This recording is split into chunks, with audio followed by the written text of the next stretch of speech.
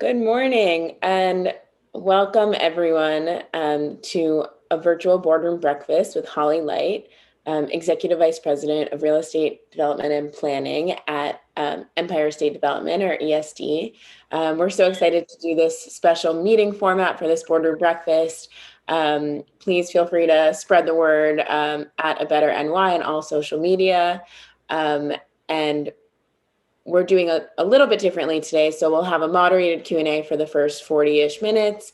And the last 10-15 minutes, we'll do a live Q&A. So please put your questions in the chat and I'll call on you guys at the end to ask your question live. So we're so excited, and I'm very excited to introduce our host as well, Emma Sukenik, who's on the ABNY Steering Committee and is a former ESDer. So she'll introduce our amazing guest, Holly. And with that, Emma, take it away. Morning, everyone. So thank you for taking the time to join us this morning. My name is Emma Sukenik, and I'm a tenant representative at Newmark and a member of the ABNY's Young Professionals Steering Committee. I'm very excited and grateful for the opportunity to host today's boardroom breakfast with Holly Leicht, the Executive Vice President of Real Estate Development and Planning at ESD. In her role, she oversees the planning and disposition of New York State's surplus properties, ESD's subsidiary development corporations, and special projects, including Moynihan Train Hall and the High Line Connector. Prior to my current position, I was fortunate enough to work on Holly's team at ESD. I had a front row seat watching her deftly navigate negotiations with various New York State and New York City agencies, as well as with private sector real estate developers. I witnessed her be a true advocate for the people of New York in boardrooms with some of New York City's top developers during the week and on her weekends, where she ran community workshops to receive feedback from the public on large-scale developments, public space programs. Previously, Holly served in the Obama administration as the regional administrator for the U.S. Department of Housing and Urban Development, HUD, in which she led New York and New Jersey's relief efforts after Superstorm Sandy. She's also held positions at New Yorkers for Parks, NYC Department of Housing Preservation and Development, HPD, the Lower Manhattan Development Corporation, LMDC, and the Municipal Arts Society. So thank you, Holly, for taking the time to speak with us this morning. Thank you, Emma. Thank you for that nice introduction. Of course. Good to be here. Okay. And thank you for inviting me. Okay, so our first question is if you can tell us a little bit about your role and your time at ESD thus far. What's been most rewarding and what's been most frustrating or challenging for you? How much time you got on that last question?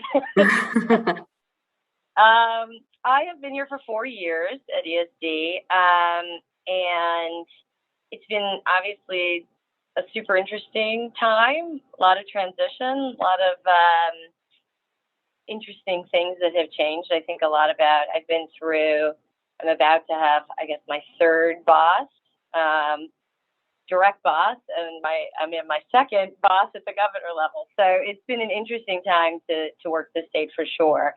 I think what's been most rewarding has been the team, first of all. As Emma knows, we're a relatively tiny agency. A lot of people, I think, are more familiar with city government, and the agencies are a lot larger, a lot more staff, a lot more resources. We're a very small agency. My real estate team there's about 5 of us directly working on real estate for the whole state. Which is sort of overwhelming when I stop and think about it. So I try not to think about that too much. But it's just an amazing team. I mean, it's one of the most dedicated expert teams I've ever worked with. So I think that's the most rewarding part. And also, when I started here, there were a lot of languishing projects that had been hanging around for a long time. And it's been great to see those come to fruition. The National Urban League headquarters has been a project on 125th Street that got RFP'd a really long time ago, and we were able to close on that last year. That's in construction. Obviously, Moynihan Train Hall was one that's been germinating for decades, so super rewarding to see that open at the beginning of this year. So I think the combination of working with a really small but mighty team and seeing a lot of projects that are big long-term projects move into construction and completion has been, I think, my favorite part. Frustrating, I think the sort of scorched earth politics of today's world is probably the most frustrating in my 20 years of working in government. I think mostly you could sort of sit down with people and you might not all have the same goals, but you could find common ground and you could sort of work through a deal. I think Amazon was the first time I've just witnessed this massive scorched earth approach to projects, and it's not the last time I've seen it. And it's just, for someone who's not particularly political, which I'm not, and I really just like to work with people, kind of find our middle ground, build consensus, get things done, it is a very hard atmosphere to work in. So I would say that's probably the most frustrating part of my job. Okay, next question. So can you tell us about how the city and the state work together on certain projects? Maybe you want to reference one or two. And how do the city and the state's interests either work in unison or come in conflict with one another? Yeah, I mean, they should be very well integrated and united. And so it kind of is shocking to me that there's history of it not working that way. Having worked for the city for 7 years, when I came here, it was easy to sort of work on from the relationships I have with the city, but it definitely wasn't sort of the norm. I think we're in a much better place going forward for those relationships. I think Amazon for us actually was the first really, really in-depth. We had to be hand in glove with the city, and I think that set a precedent for at least the real estate team, but also others at ESD working much more closely with the city than maybe traditionally we had been. And we are working with them on just about every project. Penn Station, we've been really, really closely aligned with city planning and DOT on that project. So pretty much all of our projects at the real estate level will work really closely. I think the hardest thing, so we work really well with the agencies, and I think the hardest thing is, again, the politics. There's not a great understanding in New York City, particularly about the state process. So we run against the wall of politics often with people saying you should do ULURP. And in part, that isn't actually, there's nothing magical about ULURP. All state projects that we do have always gotten done through general project plans. World Trade Center site, the redevelopment of 42nd Street, every project we do, National Urban League, we do as a general project plan, but there's sort of this mythical thing that if you haven't done ULURP, you haven't done community engagement. And I beg to differ with that, but I think part of the problem is educating people about what our process is. And just because you don't have a veto at city council doesn't mean you're not having robust public engagement and working closely with local officials. So I think that's sort of on the state to get our process better understood. But I think in general, we serve an important function to work with the city and we can help sort of get beyond politics with our process if everybody's aligned and working together well. Okay. So how have you navigated negotiating public-private partnerships? And then are there one or two that were most memorable for you? I mean, really every project the real estate group here does is a public-private partnership. That's kind of the way of our world. There's just not enough resources generally for us to do everything as government. So, we're leveraging the government resources and investments through public-private partnerships. I mean, if you look at pretty much anything we've done, I guess Javits was 100% publicly funded, but Moynihan is a public-private partnership with Vornado. We're pitching the Penn Station project as a public-private partnership. I think two of the really rewarding ones while I've been here, one is the Belmont project, where we're working closely with the developer. The new Islanders Arena is going to open in a couple weeks, which is really exciting. And as part of that, we worked really closely with the community. And as much as I'm excited about the arena, I'm really excited about the public benefits we've been able to bring. So there's going to be 2 completely renovated parks that the developer has done. I mean, there's a major park, Elmont Road Park, which is in a relatively low-income neighborhood that is surrounded by higher-income neighborhoods. This park has not had any investment in decades. Totally overhauling it thanks to this project, and it's going to open in spring and be phenomenal. So that's been a really exciting public-private partnership. And then right now we're working on the Highline connector to Moynihan, and we have a great public-private partnership going with the Friends of the Highline and with Brookfield Properties. Everyone's pitching in funding, and we're able to expedite the process by having Brookfield do the construction with us just doing oversight. So I think those are great examples of when you can both leverage the resources and the funding, but also help expedite processes by working closely with the private sector. So a quick follow-up that I have is, what makes for good private partners with the state? What are those qualities? What do those private developers look like? That's a really good question. So I think that understanding how the government works and not being skittish about that it can be a rough road. You know, we're sort of all used to going to a community meeting and getting screamed at, and then we just, dust ourselves off and go home. That can make a lot of people in the private sector really nervous about, is my project going to fall apart tomorrow? So I think having people who kind of have been through this process and understand how it works and how we do want to work with community, and we can make the project better if we work with community, but we're still going to move forward on the project. I think having that understanding and that sort of ebb and flow of how these projects go through public approvals process is really important, and not getting skittish and worried that everything's going to fall apart. I mean,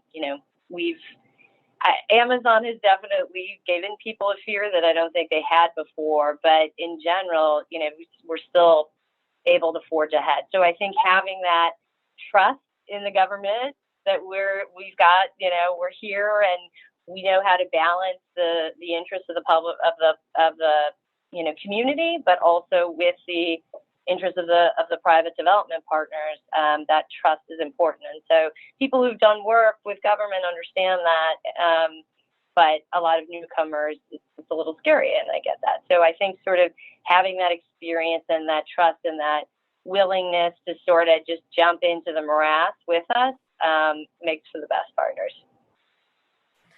So switching gears a little to the new administration, curious to hear your thoughts on how ESD's work has maybe changed, or the real estate group has changed since the new administration. And if you want to even get granular, I'd be curious to know, how is the office different, and how do things function differently, and do you feel it day to day?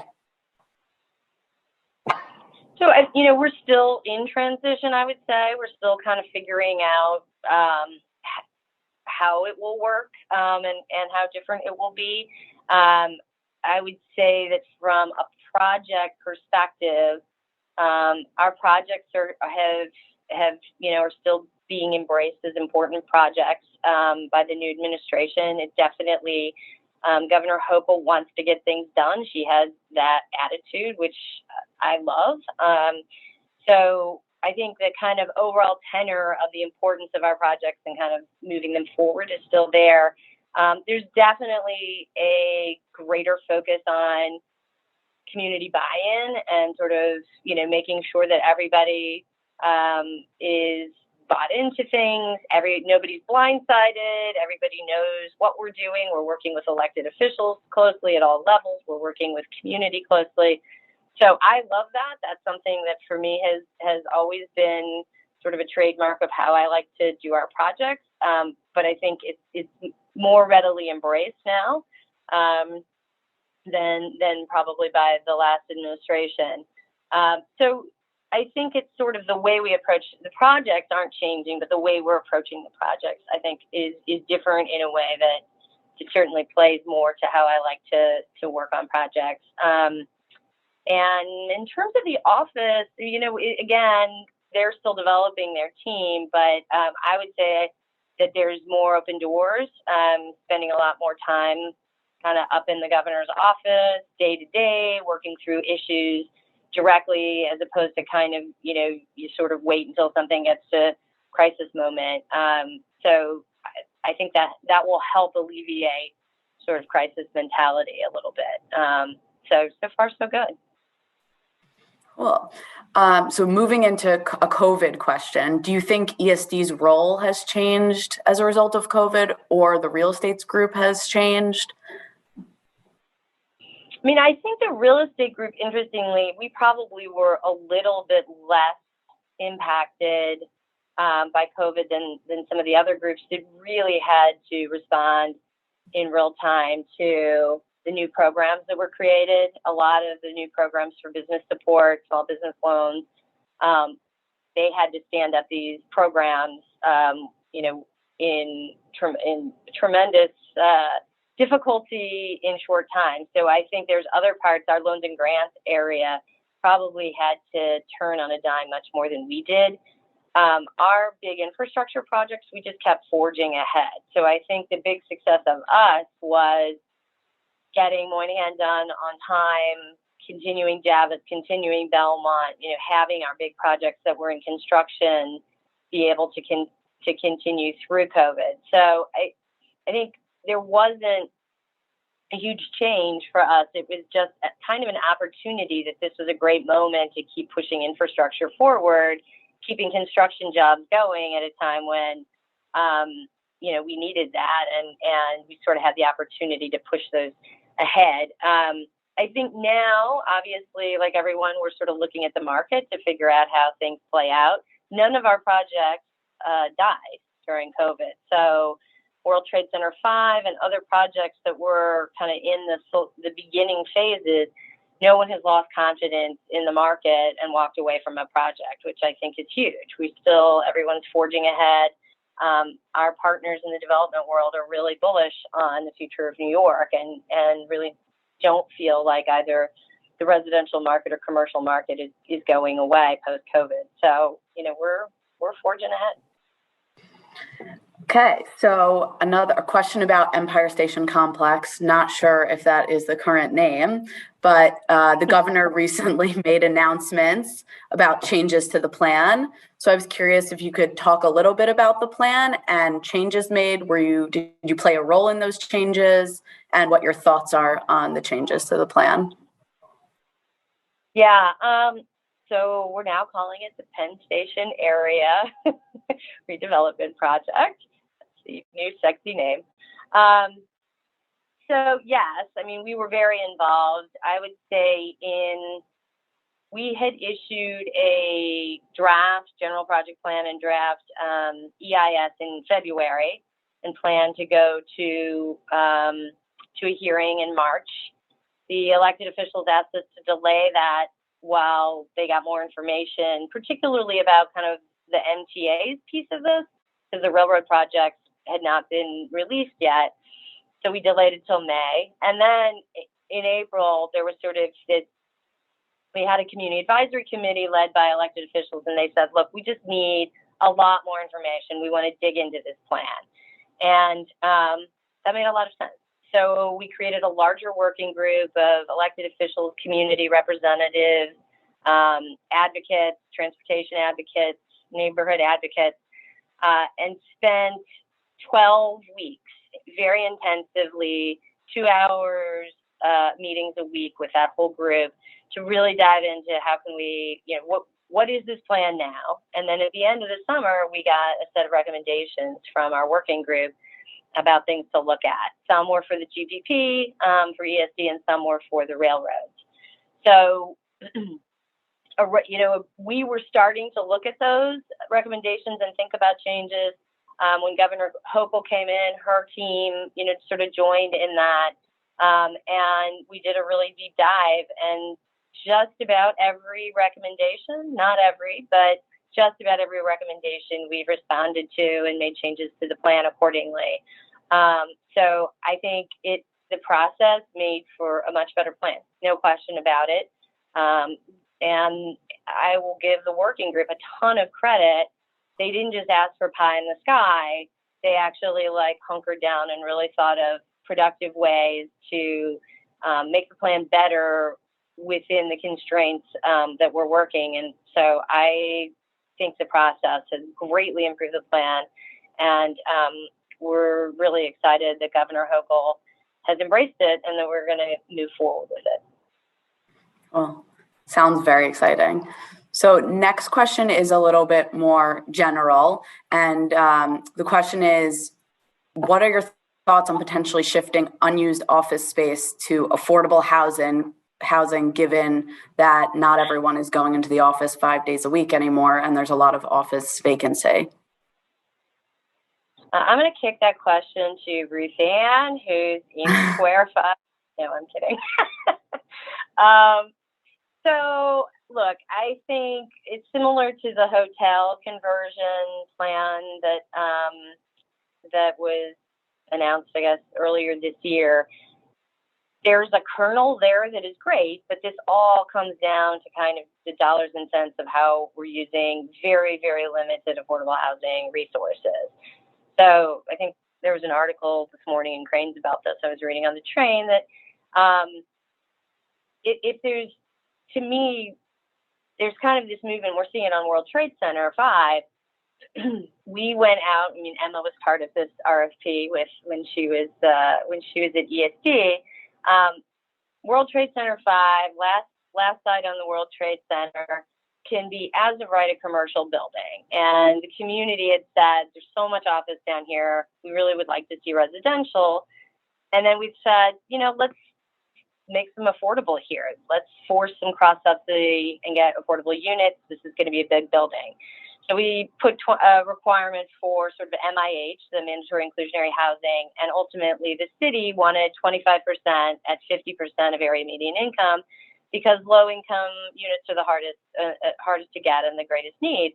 And so we have a proposal for essentially 300 free affordable units in Lower Manhattan, which you would think was nothing, because there's now this sort of movement in Lower Manhattan to have 100% affordable. And Ruth Ann and I have actually been spending a bunch of time digging into the economics of this. And I think people do not fully understand how expensive affordable housing is to create. It is incredibly expensive. The hotel proposal for converting hotels, I think there was $100 million put toward that program. $100 million is like one building. The numbers are just so staggering when you dig into it. And so that is all to say that I think having flexibility to look at converting, whether it's hotels or office buildings, is great.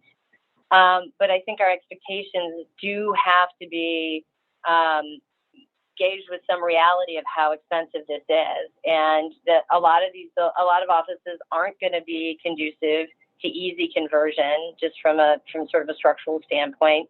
And I think, to the degree, this would be an area where I say we should really look at these as mixed income opportunities, because the ability to just use a tax abatement that is enough to cross-subsidize affordable units with market rate units, that's kind of how the 80/20 program started. It's the underpinning of mandatory inclusionary housing. It makes a difference. And in communities that are hot, where the land cost is high and where you have expensive buildings, which I think a lot of these conversions would be, it makes a lot more sense to do cross-subsidy and mixed income than to say that building has to be 100% affordable, because you are just going to suck out resources that just, I think from a policy perspective, just does not make sense. If we can build 10 units across the state for 1 unit in Lower Manhattan or Midtown Manhattan, we all are responsible for thinking about that. And it doesn't mean we shouldn't be integrating neighborhoods socioeconomically. We absolutely should. But there's an opportunity to do that without sucking all the resources out of other communities to kind of force a statement in one place. So again, I think it's great to try to have as many opportunities where we can look at making affordable. But I do think we all have a responsibility to be thinking about this big picture, not just small bore. Okay.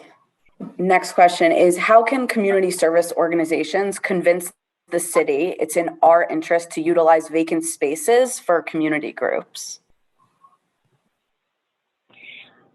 I think that's a great idea. So I guess I would need to know a little bit more. Maybe I'm guessing this is responding to empty retail storefronts and kind of how to connect those to spaces. I think it'd be an interesting thing to work with landlord groups where maybe they would be willing to do sort of short-term, month-to-month, exciting kind of pop-ups. Longer term, that might be harder to convince permanent use, because I think everybody, again, is hoping that our retail markets come back and that those spaces aren't vacant forever. But I think if it's approached in kind of a creative way of hooking up community groups with, maybe that's something ABNY could do, is hook up community groups with landlord groups that are willing to just say, hey, we'll do pop-ups month to month, or something that sort of recognizes that long term everybody wants those retail spaces to come back, not just from a dollars and cents perspective, but from a New York recovery. We like our retail and our active street fronts, but I think there could be some opportunities on shorter term to make marriages there that would be great for the city also. I think ABNY should do it. Do you like how I just flipped that around? Yeah, you gave us an assignment. So the next few questions are like lightning round. So first thing that comes to mind. Okay. So dinner with someone living or dead. Michelle Obama. Okay. Biggest professional accomplishment.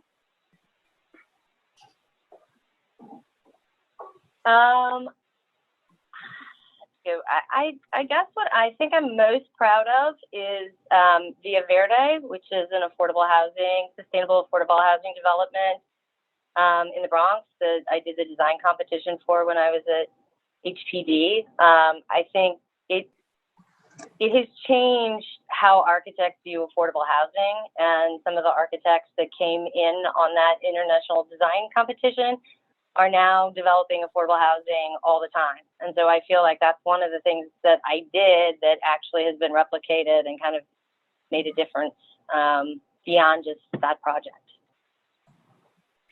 Dream job if you haven't already had it. I'd like to run the National Park Service.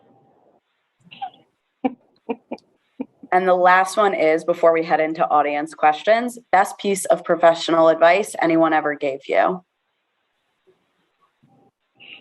This is going to sound kind of weird because it's really not my personality, but I'm very consensus driven and sort of, we can all get along here. And there's been a couple times in my career where I've had to deal with serious assholes. And pardon my French. And my husband sort of gave me this advice when I had a boss that was a serious jerk. And he said, sometimes when you're dealing with bullies, the only way that you can deal with bullies is to be a bully. And if you don't put them in their place, they will always just continue to bully them. So I learned from that there's a moment there are moments you have to lose your shit on someone, and that you use it very, very judiciously.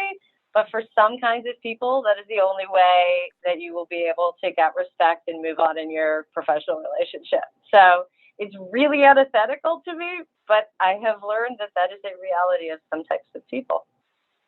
Nice. I like that one. Okay, so now we will move into audience questions, live Q&A. Well, first of all, Holly, thank you so much. That was so great. And I know I speak for everyone when I say I really learned so much. And it's just amazing how many projects you touch and really have, you could see the visible effects of your career on our city. So that's such a cool thing to be able to. And Emma, for moderating. I think we should all aim to have as close a relationship with our former bosses. It's really inspirational. So thank you both.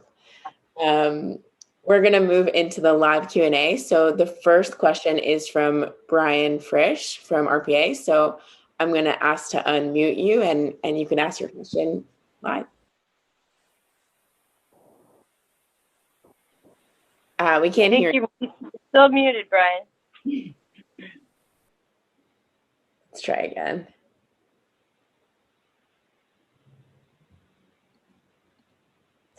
Sorry about that. Guess my headset wasn't working. Morning, Holly, and thanks to ABNY for letting me ask a question.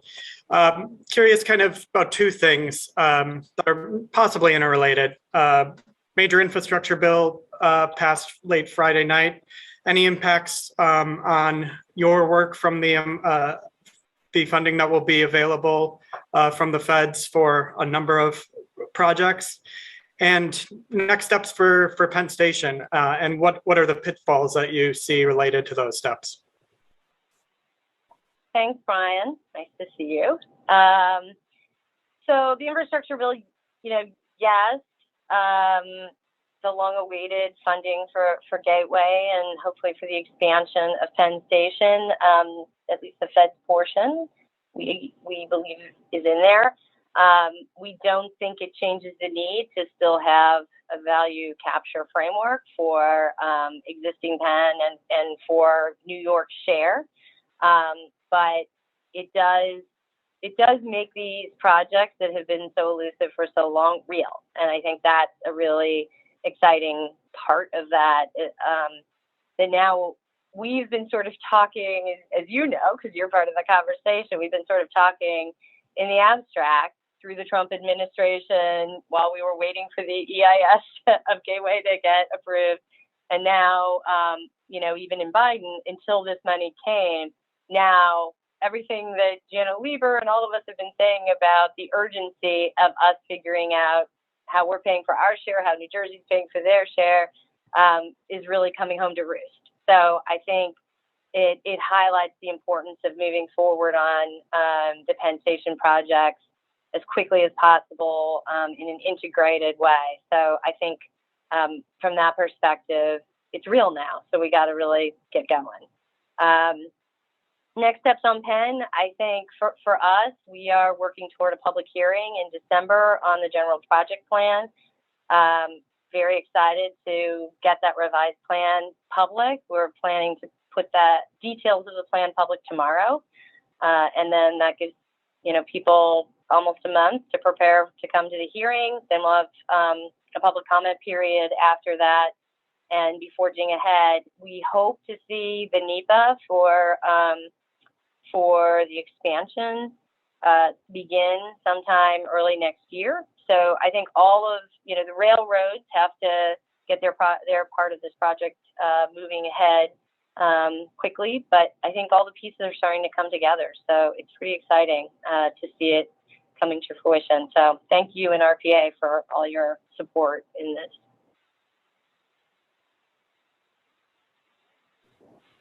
Great. Love to see different orgs that Abby works with on the call working together. So it's always good to see that.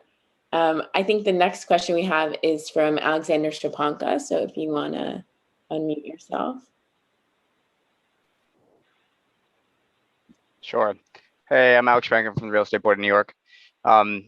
Thanks for taking the time this morning. I know you had touched on this, some of the limitations of office conversions to support housing, but it'd be interesting to hear of any forthcoming or any upcoming initiatives from ESD that would more focus on development of either subsidized or affordable housing units. I think it's, as you're well aware, and some of the most other people on the call are, it's pretty timely consideration, particularly given that 421A program expires in June 2022 with not much certainty that it's going to be extended.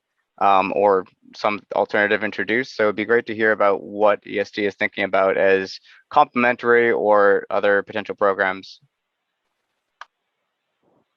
Sure.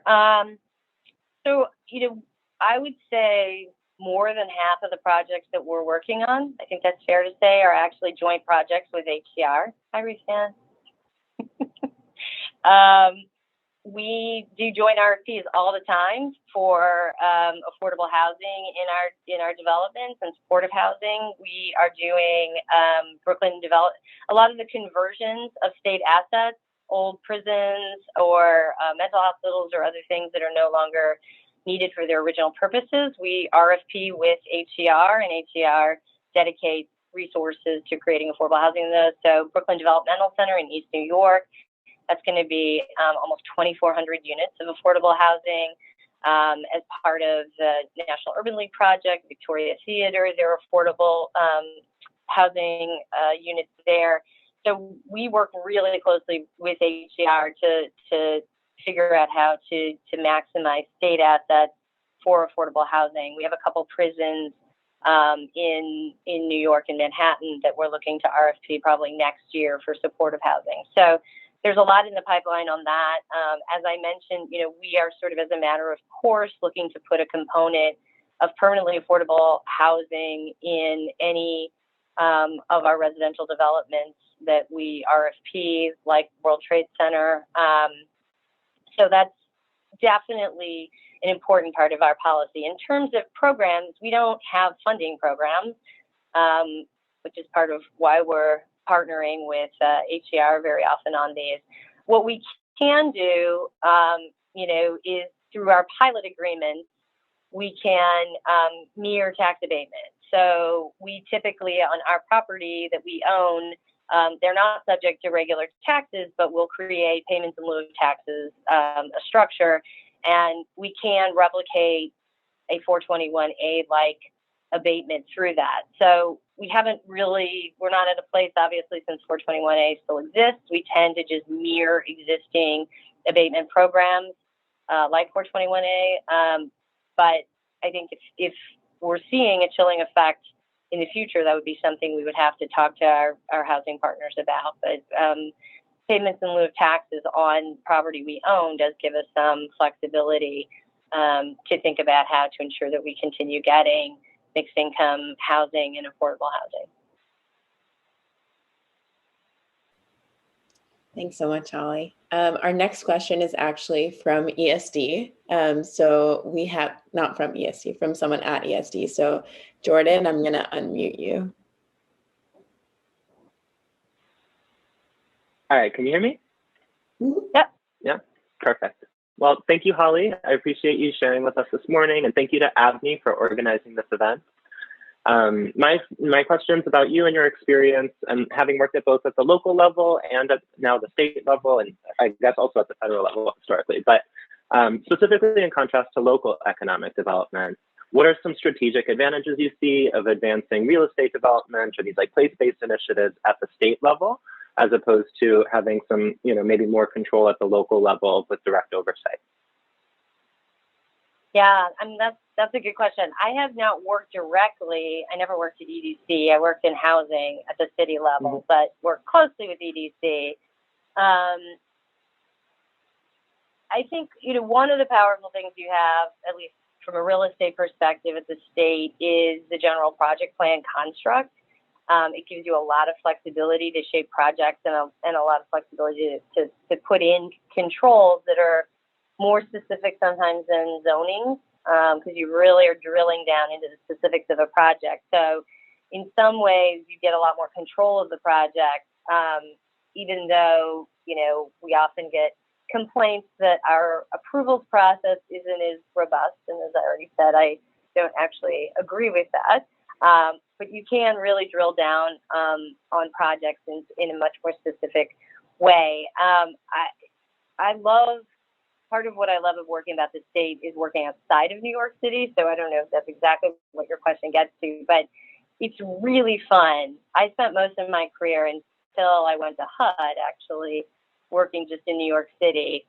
And we all know how challenging development in New York City is. It's fun to go to other places where they actually want your development. So in other parts of New York, people are really excited to have economic development projects happen. And, it's just a very different vibe. The things that they're worried about, it's much more like, can we find the capacity in the development community and the resources to pencil out a deal? it's a different set of challenges, but I find that really fun and exciting to sort of balance the challenges of New York City, but then also have a completely different set of challenges in other parts of the state. So I sort of love that about working at the state level in economic development. Thank you. Can you elaborate on some of the statewide challenges that are different from the city ones? Sure. I mean, so we have, Emma mentioned that one of the things that the real estate group here does is to dispose of surplus state property. So we have, as I mentioned, prisons, mental health hospitals, and kind of former residential complexes for people with disabilities. The models for all of those things have changed, and so suddenly you get these massive vacant properties around the state. In New York City, it's pretty easy to find people who can figure out how to develop those and convert them. Outside of New York City, it's really hard. So first of all, prisons tend to be, these complexes tend to be built in places that are kind of in the middle of nowhere. And originally that made a lot of sense, but it makes it a lot harder to figure out how you're going to find a new economic development motivated purpose for that. So we spent a lot of time, I mean, when I worked for New York City, the concept of a failed RFP was not something I could even fathom. We were never going to not have talented people with resources applying to every RFP. We've done plenty of RFPs in other parts of the state where not a single person responds. And then we've also done ones where complete wackadoodles respond, as Emma well knows. You have some very colorful interviews. So it's a real challenge. And I think one of the things that we haven't wanted to do that I've seen some past properties have happened is they sort of just auctioned them off and then people bought them and then they never really had the capacity to redevelop them. And so then you get these major white elephants in communities that once were, you know, the sources of a lot of jobs, and now they're sitting there with an owner and the state no longer can do anything to try to reposition that property. So we're trying to be much more thoughtful. It's a much slower process. We're not turning over a lot of properties quickly, but we're trying to really find people that we believe over time can build the capacity to make a project happen. So we're not just sort of auctioning it to the highest bidder. We really want to work with people and find the right team to develop them. But that takes a lot of legwork. So we've been working, Emma worked on this with me on a property in Armenia, New York, that we didn't really have a team we thought had capacity that responded, but we had a team with a lot of passion who's done a lot of really great artistic projects up in that area. And we managed to work with them over the course of a year and find a development partner for them. So now they've sort of married this really creative local team with a development partner that's New York based with more capacity. And we think that it's actually going to end up being a really incredible project. But it takes a lot of energy to kind of figure out how to find the right use for those properties. One quick, like to add some color to that. My favorite day at ESD was when we brought the city developers to the site and they got to meet the local partners and like you just saw magic happening. Yeah, it was great. Love that. I think Onika Williams is next. So Onika, I'm going to ask to unmute you. Thank you, Sarah. Good morning, Holly, and everyone on the call. Thank you so much for hosting this ABNY. I am, again, Onika Williams, and I work in tech, specifically at Meta, formerly known as Facebook. And I'm curious to know how your partnerships with tech companies impact your role in the day-to-day, specifically post-COVID. How has this booming tech ecosystem, the trend where large tech companies wanting to make this their home, shifted given more folks are working from home or there are flexible hybrid models? So how is this impacting you in your role as a partner in the real estate industry? I think, thanks for the question. I think we still sort of have yet to fully see how that plays out, but so far, when I mentioned earlier that our real estate development partners are generally pretty bullish on the recovery of the New York commercial market, a lot of that is based on tech. As you probably know, Facebook took the entire Farley building, 750,000 square feet, and they signed that lease. They had started negotiations pre-COVID, and they signed that lease in the height of COVID, and are still looking for more space in Manhattan. So a lot of the interest that we're seeing from our development partners is coming from the tech industry, and which still seems to be pretty convinced that even with more flexible work from home policies, that people are going to want to be back in the office and working with each other. And look, I know from my team, people were really eager to get back.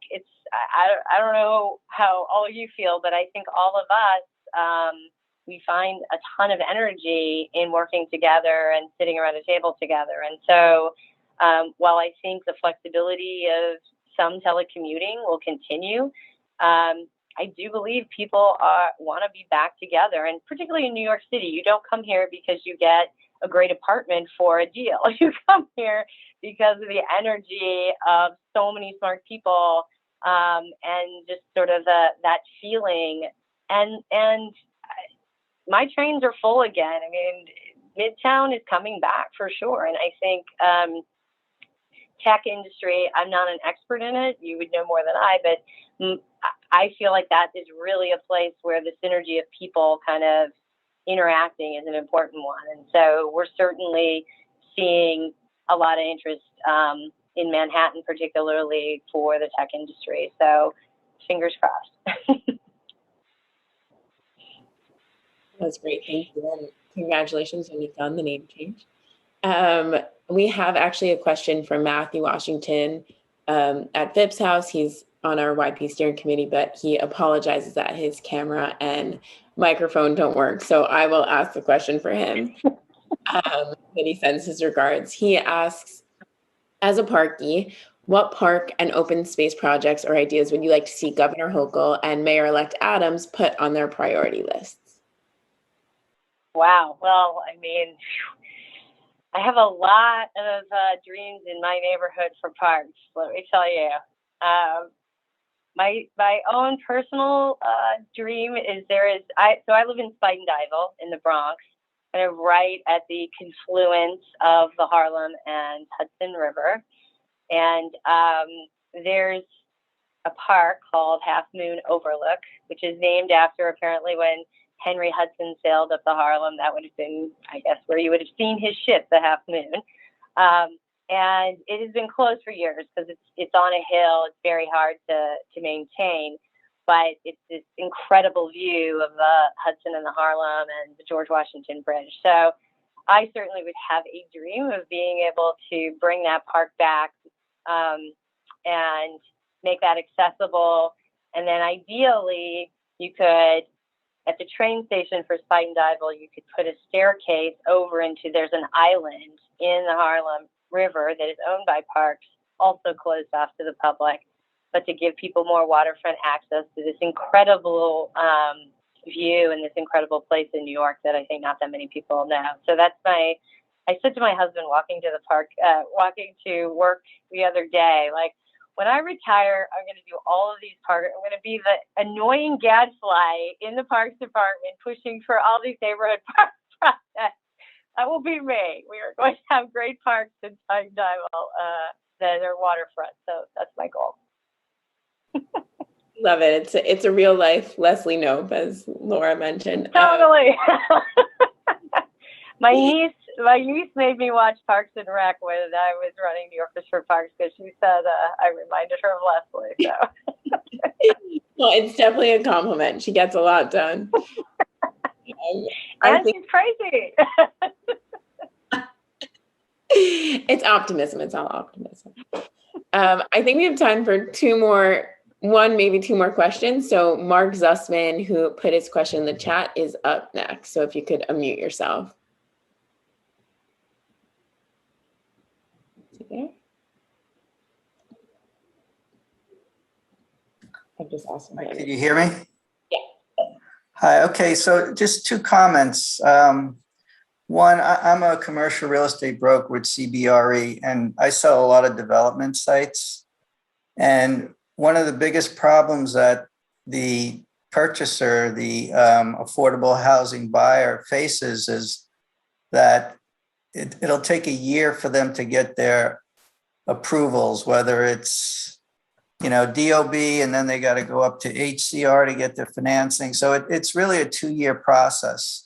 So I sold one site, a church owned it, and they were patient money. But a typical landholder in the city doesn't have the patience. So I was wondering if you ever thought about a funding program to get them from acquisition of the site to full approvals, whether it's the affordable, financing and the DOB, HPD approvals. Are you talking about for the office or hotel conversions, or are you just saying in general for people who buy private land and sit on it to get into the pipeline for affordable?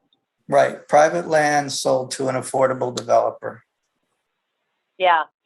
Look, it is a challenge. I mean, I think Ruthann would be better suited to answer this than I am, since I've been away from that world day to day for a while. But I mean, I think that's always been a part of the expectation, is enfolding into the underwriting some understanding of the fact that there is a holding period because resources are so constrained. Not only the public approvals process, but also just that, getting into the pipeline takes some time.